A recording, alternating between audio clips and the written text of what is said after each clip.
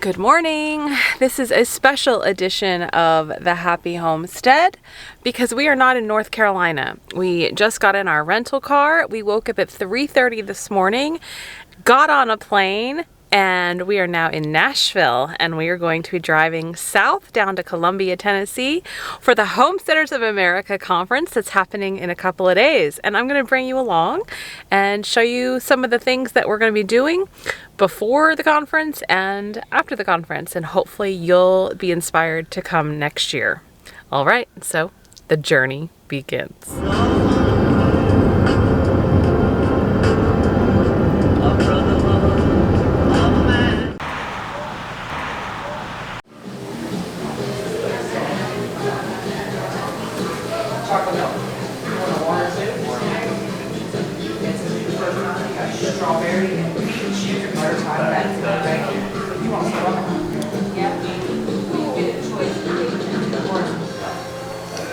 Breakfast bowl with country sausage gravy, chocolate chip pancakes, and bacon. Yum, yum.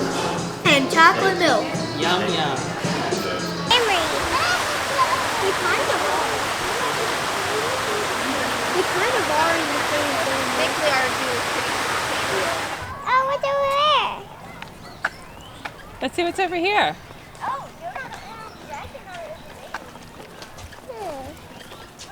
anything over here? Huge! Oh, he is. Oh, He's huge! my word. Oh, that guy's humongous! He's laying down. I see that. This is the first time I've ever seen one of those in my life that big. Yeah, that was pretty cool. That's bigger than Daddy. That.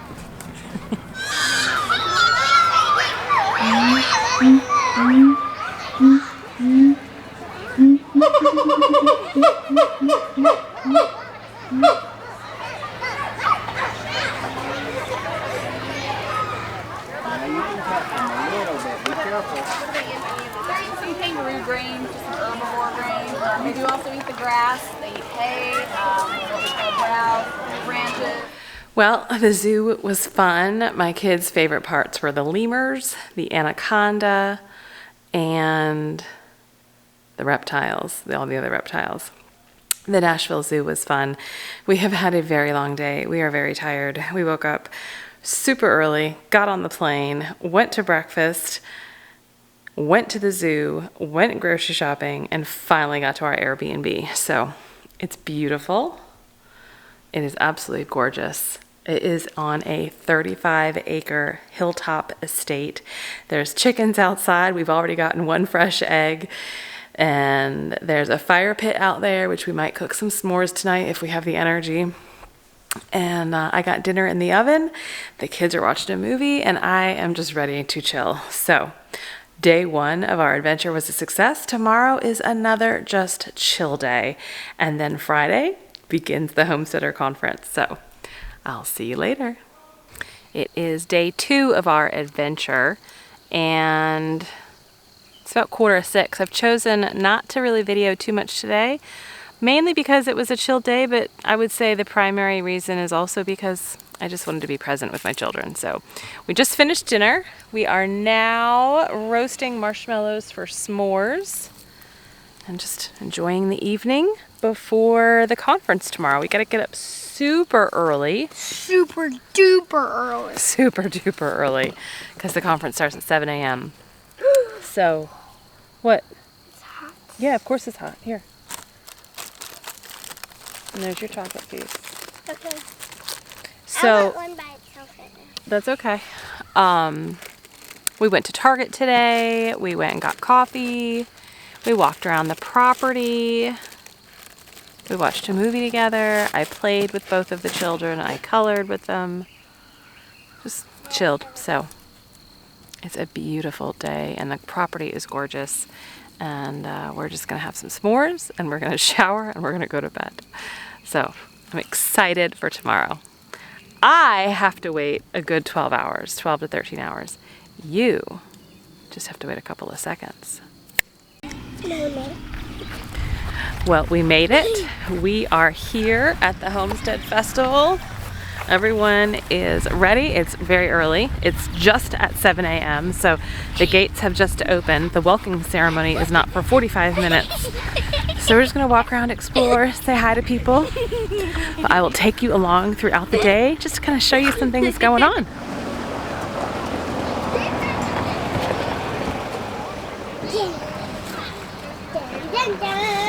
Oh man.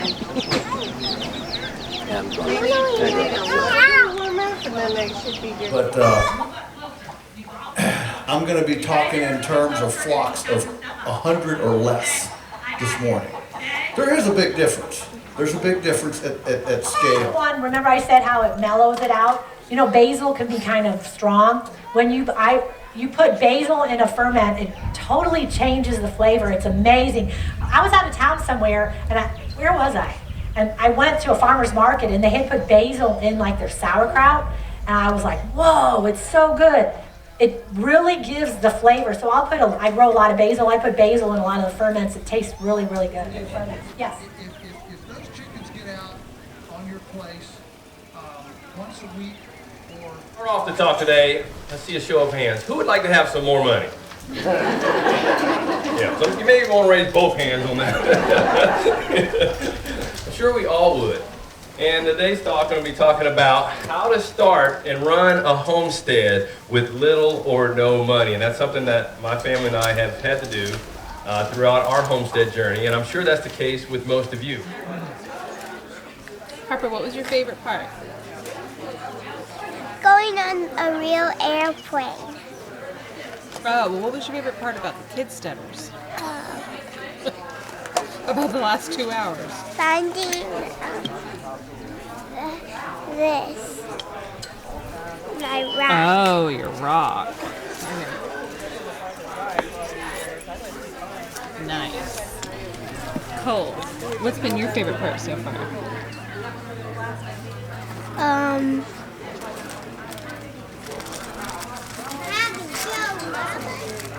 No, not having Joe Mama. But You guys made some carrots, fermented carrots? no, we didn't make it. A girl taught us how to ferment, but she just said, you guys can bring this home and eat it if your mom well, says these are you can. canned. So these aren't going to be easy to open. You want me to try open them for you? Okay. And my favorite part was collecting rocks. Nice. Joe Mama! Now I'm nervous. Oh man, now I'm nervous. I got hyped up too much. But anyways, some professional stuff that I do. I am a part of the National Farms Coalition. I do serve on one of their boards, and I'm really grateful for that. If you consider yourself a young farmer with less than 10 years of experience, definitely check them out. We have a lot of resources, a lot of discounts if you're going to some agricultural entities. меня просто дурацкая, знаешь, позиция компании.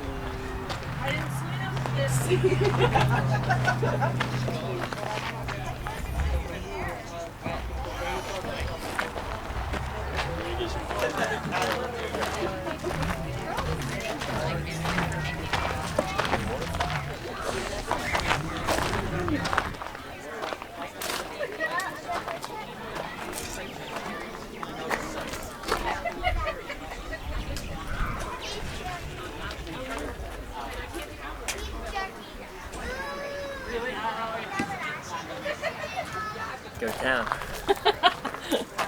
I love how it said pasteurizations for release. Yeah, that was a bold statement to make.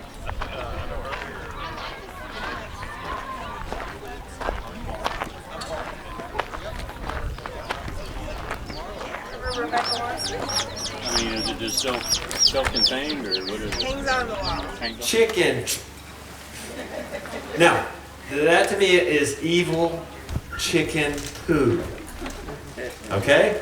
It's right here on the, if I were to presenting up here, I wouldn't want to be like Doug and be barefoot. Okay? It becomes evil chicken poo. But if that manure were right there on this grass, what does that become? holy chicken squat. All right, the routine. Do I got any stains on me? My zipper's up. Okay, we're ready to go. And it took it 7 years to produce. But now, one apple tree produces enough apples for all of my apple pie filling, all of making my homemade vinegar, applesauce, freeze drying apples, which is now my new favorite thing, and then of course eating them fresh. So if I would have, if you look back 14 years from now, oh man, am I glad I put that tree in. But it's not the same as when you're putting in that annual vegetable garden. You have to wait a little bit. But just like a lot of the things that you're going through right now with your homesteading, you may have to wait a little bit to truly see the rewards. You're putting in the hard work now, you're putting in the foundations. They are going to pay off. So day 1 is over. We are home, we've eaten, the kids are showered, teeth brushed, in their pajamas, and they are just chilling, watching one episode before I put them to bed. So I have a chance to kind of update you on how day 1 went. And it was amazing. It was a huge success. So I would say the top 3 things of what made this event, or this day at least so far, so great is that, number 1, it is a small group. It's a smaller venue, but really a smaller audience too, right? So if you've ever been to any of the October events of Homesteaders of America, it's a much larger audience. I think it's between 3,000 and 4,000 people. Today was less than maybe 500 people. I think it was somewhere between 400 and 500. And so you had access to the speakers. If you wanted to go ask somebody a question about a topic they just gave their speech on, then you had the ability to do so. So I really loved the intimacy of the event today. I would say the other, number 2, the other item I would say would be the accessibility just of everything, right? You were able to go from one speaker to another, to go check on my kids, the Homesteaders event, to go check out the vendors. It was all really close in proximity, and so you didn't feel like you had to miss anything. You were able to jump from one thing to another and not feel like you were missing something. And then the third takeaway from today is that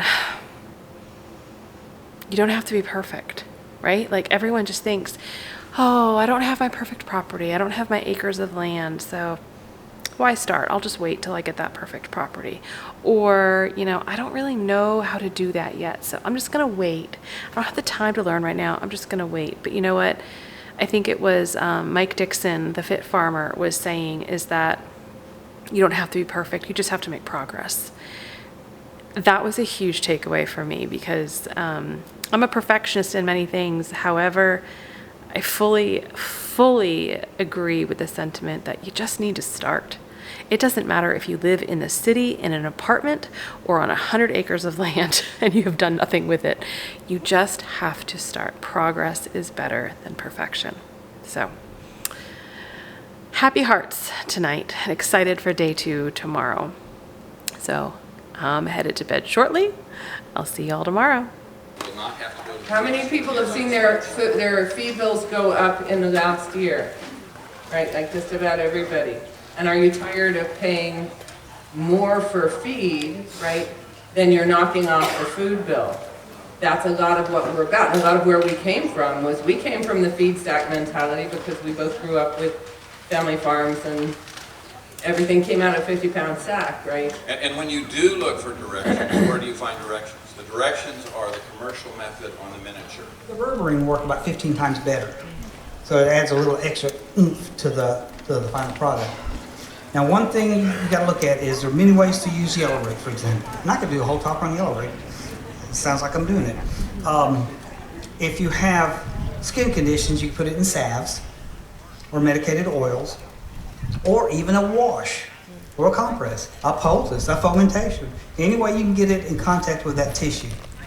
Internally, you typically, there are exceptions, want to use it as a tea. It depends. So what question is what form of magnesium am I using? So it depends on what I'm treating. So magnesium is Mg2+. It's got to be bound to a salt in order to be stable.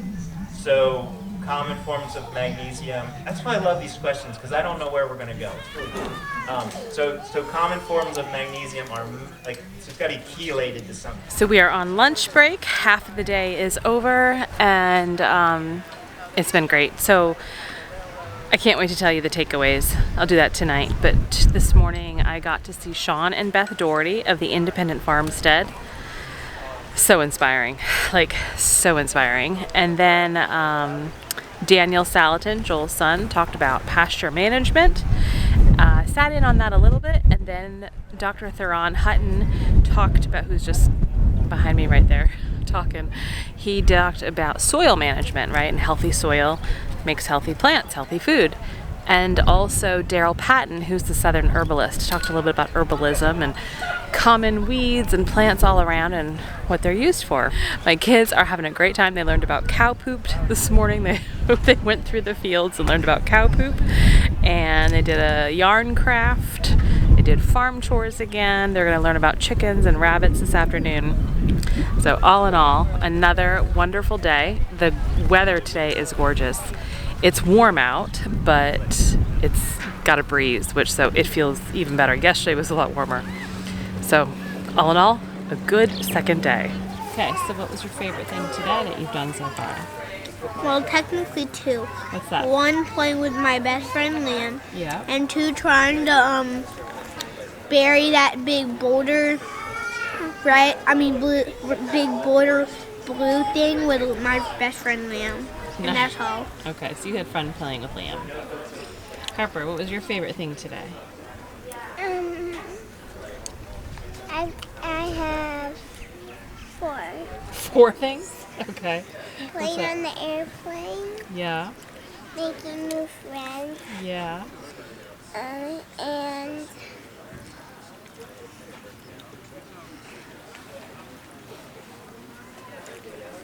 playing with one of my friends, which names are Marley, and Marley.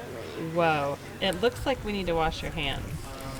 It looks like I wash my hands like Marley. Yep, think we need to wash those. Is they really mess everything up. They completely destroy the property, and I'm talking about overnight. And so it makes pits for their cows that fall in, and it's just awful. So anyway, they got 500 one weekend.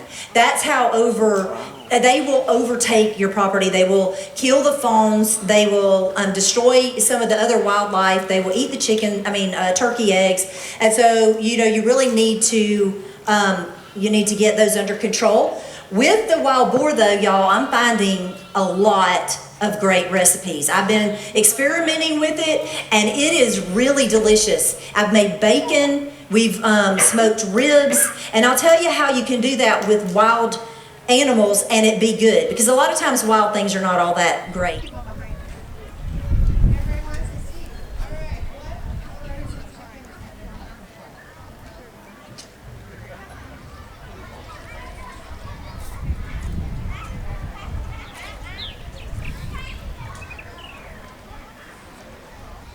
Okay, so when they cap that cell, that queen puts off her own pheromone, her own smell. Every single queen has her own unique smell. And her bees smell like her, and so they cannot go and get into another bee colony or another hive. I have 2 colonies in the same box with a divider board. If I pulled that divider board out, they would immediately civil war against each other because they could smell the queen pheromone. And the stronger one would defeat the weaker one. They'd go find that queen and kill her, most likely. So when they cap that cell, all of a sudden there's 2 queen pheromones in that hive. The colony recognizes it, and it's game on now. They have 4 more days before there's 2 queens literally inside of the hive. I'm gonna have to catch it. All right. Grab some, and that's all capped honey right there. So that's that 4-inch rainbow, honey rainbow, you guys are gonna get to see. Go ahead. I'll let you tell them too what they're looking at. Ooh, look at that bee bread. None of these guys. Come on. He's got what? That's all right. Yeah, they were everything. Yeah. Come on. on, we got 3 of them going. So you guys grab your frames. And I'll start explaining what the team. You can start explaining the bee bread, the shiny stuff. Using Redmond salt has a new garlic salt, right? And so this is great for the cows and for the horses and for the sheep, right? It keeps the flies off their back end and their eyes. Yeah, and so you want to maybe look into getting something like that. All your livestock will benefit from that. And it's good for goats, cows, pigs, chickens, and all that. So the clean bottom is where it's at. That's another reason why we like the hair sheet.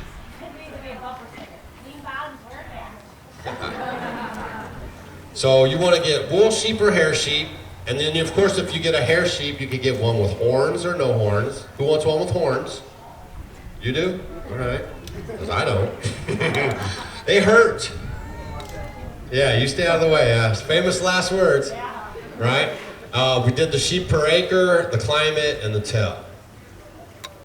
Well, day 2 is over. It was great. Dare I say it was even better than day 1? I don't know. It was great. I really enjoyed the speakers today. So top 3 takeaways.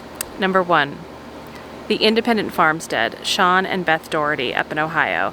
I have heard them speak at least 2 times prior to today, but somehow, for some reason, today it really hit me. It really got into me. It was so inspiring. They grow 95% of their own food, and they grow 95% of all of their feed for their livestock, and they have pigs and chickens, I think, and turkeys, and they have cows, maybe sheep, I can't remember, but they grow 95% of their food and their animals' food.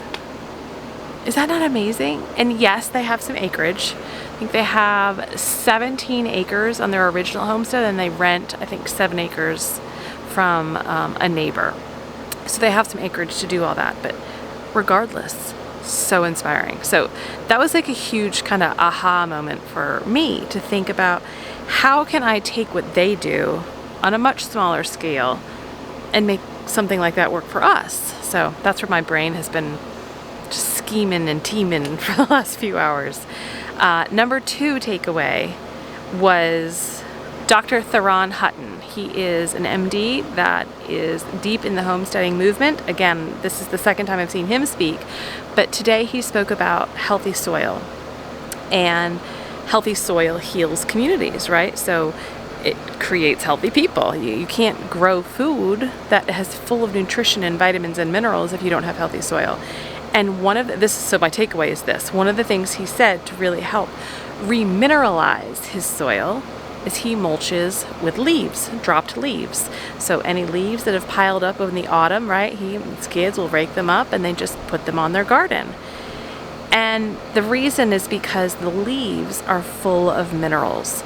So when you think of a tree, right, and their roots are really spreading down into the soil and beyond, right, into the subsoil, the roots are gathering all those minerals, and it's intaking it up through the roots and up through the trunk and out through the branches and the leaves.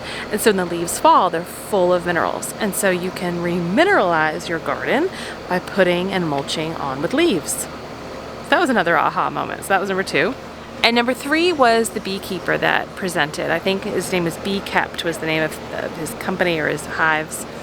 And he admits that he's a novice, but he has learned so much in the few years that he's been doing this. And what he talked about was Lyons hives, Lyens. And they're a horizontal hive, so similar to a horizontal Langstroth hive, but the frames are longer or taller, you could say. And so the thought process is that the bees actually survive more through the winter in those types of hives than the traditional vertical hive. And he had a lot of reasons as to why that I hadn't really thought about. Now we're knee deep in our Apame hives, our vertical hives, and so I don't envision us changing that anytime soon. But it was, again, kind of an interesting aha. Like in the future, maybe that would be something that we would consider moving to. So those are the 3 takeaways today. All in all, it was a fantastic day. The weather was gorgeous. The scenery was gorgeous. And I think the best thing of all just the community, being with the community and being with like-minded people. I think I mentioned that yesterday. Just you leave here feeling inspired, and that's the thing. So we are flying home tomorrow, and I'm excited to kind of see how things change for us over the next few months and how we integrate some of the things that I've learned here this weekend.